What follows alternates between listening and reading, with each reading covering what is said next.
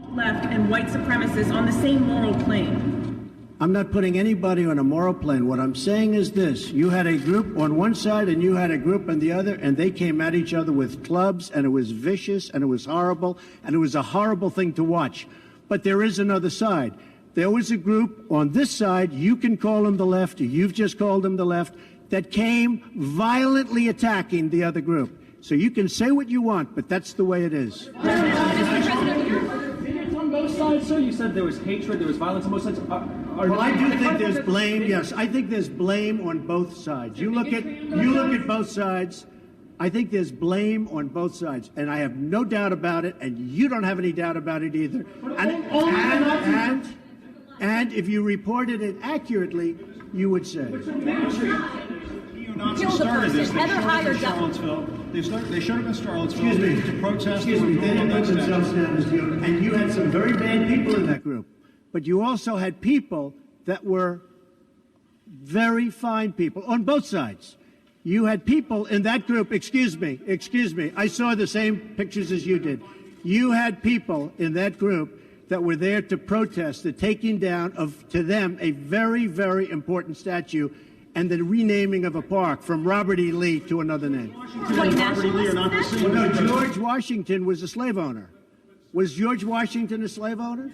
So will George Washington now lose his status? Are we going to take down, excuse me, are we going to take down statues to George Washington? How about Thomas Jefferson? What do you think of Thomas Jefferson? You like him? Okay, good. Are we going to take down the statue? Because he was a major slave owner. Now we're going to take down his statue. So you know what? It's fine. You're changing history, you're changing culture, and you had people, and I'm not talking about the neo-Nazis and the white nationalists, because they should be condemned totally. But you had many people in that group other than neo-Nazis and white nationalists, okay? And the press has treated them absolutely unfairly. Now, in the other group also, you had some fine people, but you also had troublemakers, and you see them come with the black outfits and with the helmets and with the baseball bats.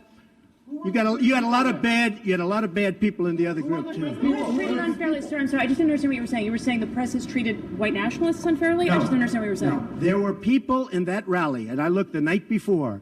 If you look, there were people protesting very quietly the taking down of the statue of Robert E. Lee. I'm sure in that group there were some bad ones. The following day it looked like they had some rough, bad people, neo-Nazis, white nationalists, whatever you want to call them. But you had a lot of people in that group that were there to innocently protest and very legally protest because, you know, I don't know if you know, they had a permit. The other group didn't have a permit. So I only tell you this, there are two sides to a story. I thought what took place was a horrible moment for our country, a horrible moment. But there are two sides to the country. Does anybody have a final? Does anybody have? You have an infrastructure. What makes you think?